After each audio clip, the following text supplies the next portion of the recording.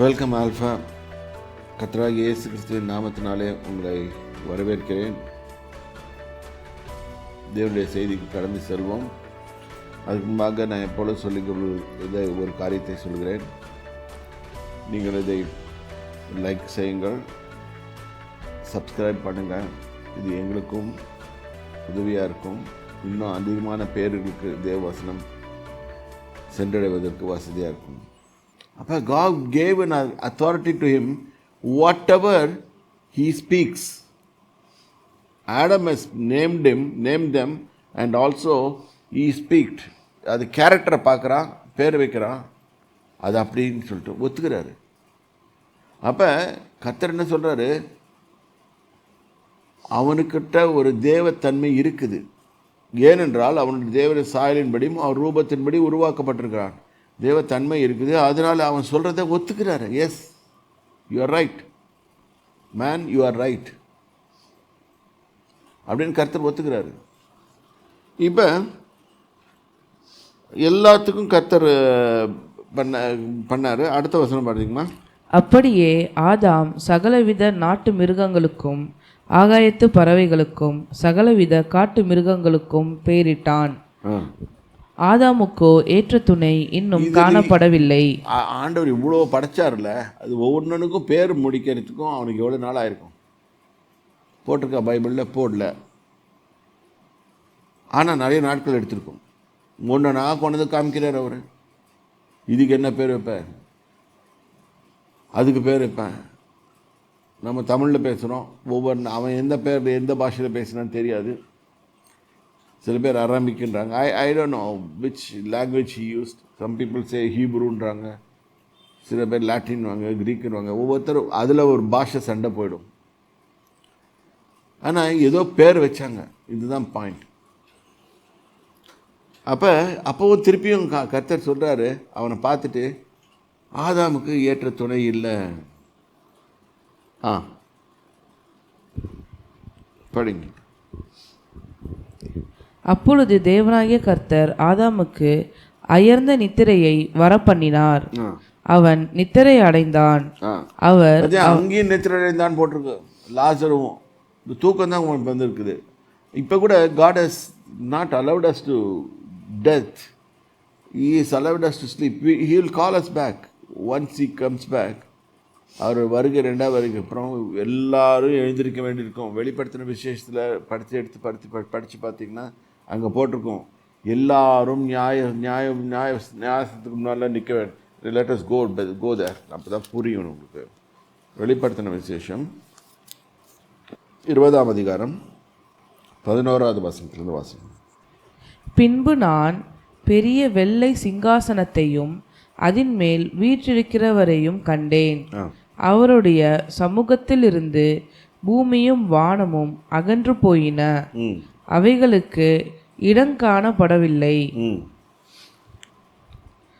மரித்தோர் அந்த டைம்ல தான் ஜட்ஜ்மெண்ட் வருது பாருங்க. மரித்தோராகிய சிறியோரையும் பெரியோரையும் தேவனுக்கு முன்பாக நிற்க கண்டேன். அப்பொழுது புஸ்தகங்கள் திறக்கப்பட்டன. ஜீவ புஸ்தகம் என்னும் வேறொரு புஸ்தகமும் திறக்கப்பட்டது. அப்பொழுது அந்த புஸ்தகங்களில் எழுதப்பட்டவைகளின்படியே மரித்தோர் தங்கள் தங்கள் கிரைகளுக்கு தக்கதாக நியாய தீர்ப்படைந்தார்கள். நியாய தீர்ப்படைந்தார். இது உலகத்தில் ஆதாம்லேருந்து கடைசி மனுஷன் வரைக்கும் இங்கே நிற்கணும். சர்வ வல்லமையுள்ள தேவனாகி கர்த்தருக்கு முன்பாக நிற்க வேணும். ஜட்ஜ்மெண்ட் போது நல்லது செய்தவன் நல்லதுக்கு போவான், கெட்டது செய்தவன் கெட்டதுக்கு போவான். படிங்கம்மா. அப்பொழுது மரணமும் பாதாளமும் அக்கினி கடலிலே தள்ளப்பட்டன. இது இல்லை இது வந்து நியாய தீர்ப்பு. மரணமும் பாதாளமும் அக்கினி கடலில் தள்ளப்படுது. இப்போதான் மரணம் போகுது. நம்ம செத்த பிறகு நம்ம சாவடிக்கிறது மரணம் தான். ஆனால் அது காட் கால்ஸ் இட் ஸ்லீப். ஏன்னா Adam disturbed the sleep, death from his sleep and brought it into effect. Now Adam has gone to sleep. இது எத்தனை பேர் புரியுதுன்னு சொல்கிறேன் நான். ஐ don't know how people understand, எனக்கு தெரில. when God created death, like Adam, he created death also. He said, you sleep.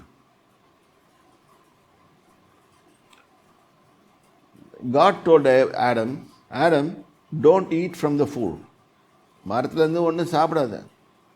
அந்த மரத்துலேருந்து சாப்பிட்டனா இங்கே தூங்கிட்டு ஒன்று இருக்குது பாரு, அது எந்திரிச்சிடும். அது எந்திரிச்சா அது விளைவு கொஞ்சம் பயங்கரமாக இருக்கும் அப்படின்னு சொல்கிறாரு. இதுதான் தேவனுடைய கமாண்ட்ஸ். இந்த வாழ்வுக்கு என்னென்ன தேவைன்னு அவருக்கு தெரியும். ஒரு மனுஷன் எப்படி வாழணும்னு தெரியும், அது சொல்லிக் கொடுக்குறாரு. அவன் போய் தெரியாது தனமா நம்ம ஊர் பசங்க திருட்டு தான் அடிக்கிறாங்களே அந்த மாதிரி போய் பழத்தை சாப்பிட்டான். இது சின்ன பிள்ளைங்களுக்கு சொல்லிக் கொடுக்குற மாதிரி சொல்லிக் கொடுக்குறேன், வாலிப பிள்ளைங்களுக்கு சொல்லிக் கொடுக்குற மாதிரி. அடிச்சிட்டான் உடனே கேன்சர் வந்த மாதிரி டப்புன்னு பிடிச்சிக்கிச்சு. அவன் பாவம் செய்த உடனே டப்புன்னு தேவ மகிமை போயிடுச்சு. அதாவது ஆவியான மாதிரி அவனை விட்டு கடந்து போயிட்டார். இப்போ அப்போவே முதல் சாவு வந்துடுச்சு அவனுக்கு. நிறைய பேர் சொல்லுவாங்க அவன் சொன்னி அவ்வளோ நாளுக்கு அப்புறம் செத்தான்னு சொல்லி. இல்லை, அவனுக்கு முதல் சாவு உடனே வந்துடுச்சு. அதனால தான் அவன் நிர்வாணின்னு சொல்லிட்டான் தன்னை.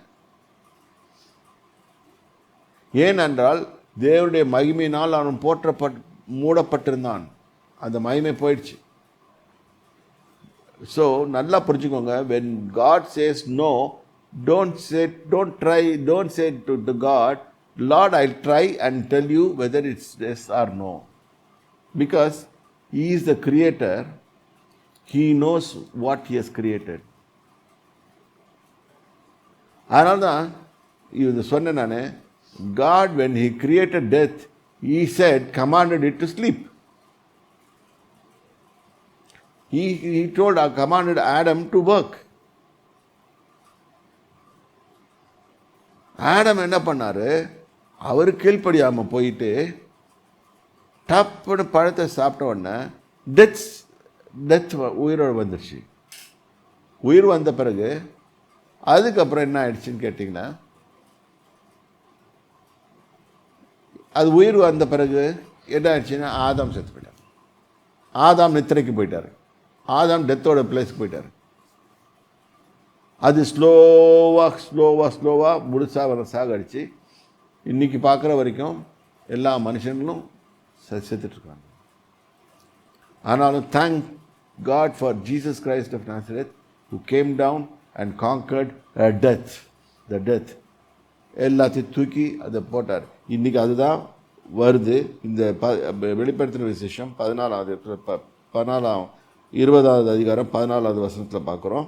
அப்பொழுது மரணமும் பாதாளம் அக்கினி கடலிலே தள்ளப்பட்டது. இனிமே மரணம் கிடையாது.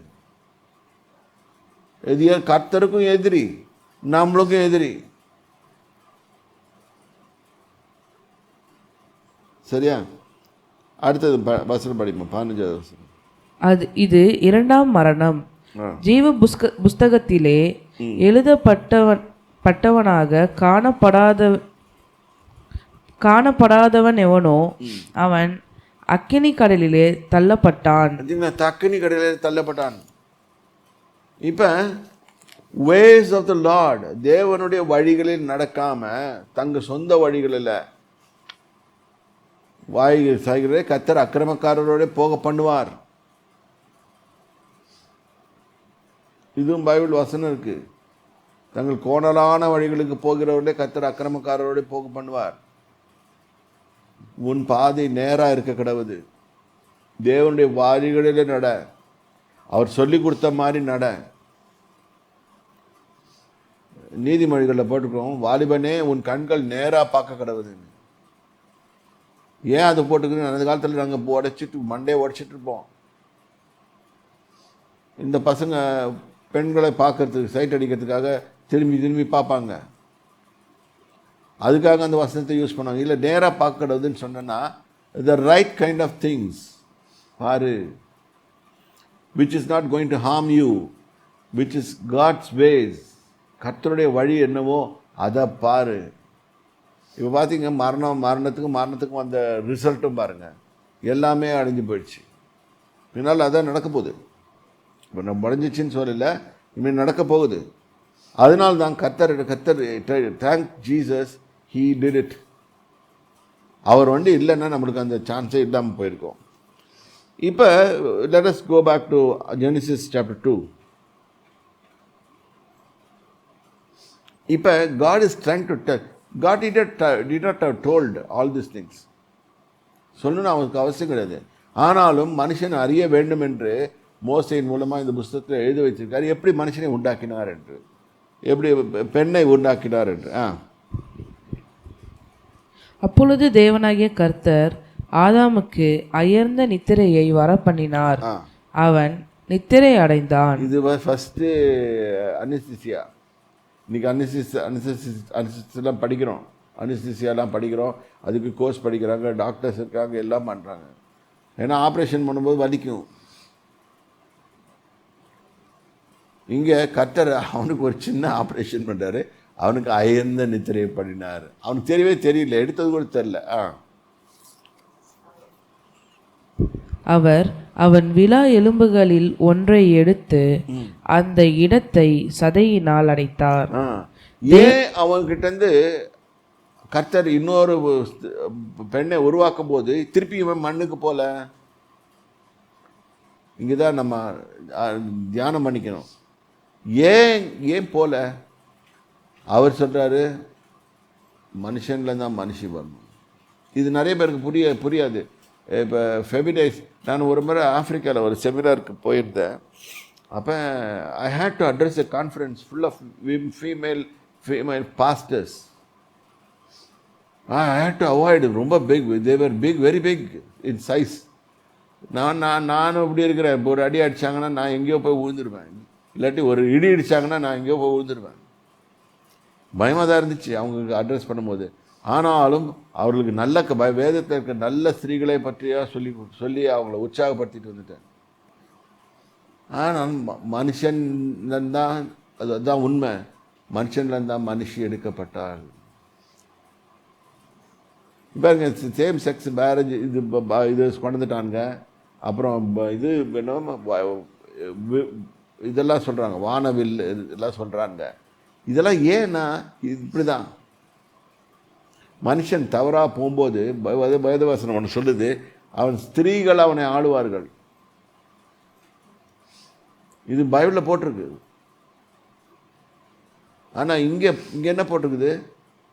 மனுஷன் ஓவராக திங்க் பண்ணி பண்ணி பண்ணி பண்ணி எதை விட்டு லைனை விட்டு எது சொன்னாரோ அதை விட்டு திங்க் பண்ணாமல் அவன் வேறு வழியாக திங்க் பண்ணுறான். இப்போ படிமா. தேவனாகிய கர்த்தர் தாம் மனுஷனில் எடுத்த விலா எலும்பை மனுஷியாக உருவாக்கி அவளை மனுஷனிடத்தில் கொண்டு வந்தார். இப்போ அவளையும் உருவாக்கிட்டு ஒரு கமாண்டை கொடுக்குறாரு. உருவாக்கி இப்படி தான் இருக்கணும்னு சொல்லிட்டு அவனை உருவாக்கி அவனுக்கு ஒரு துணை வேணும்ல, அதுக்காக அவன்கிட்ட கொடுக்குறாரு. கொடுத்து அவங்ககிட்ட இன்ட்ரடியூஸ் பண்ணுறாரு. அவனா இதுலேருந்து இந்த படிக்க போகிற வசனத்துலேருந்து ஒன்று கற்றுக்குவோம். அவர் செய்யும்போது கூட அவன் பெர்மிஷன் வாங்கிட்டு தான் செய்திருக்காரு.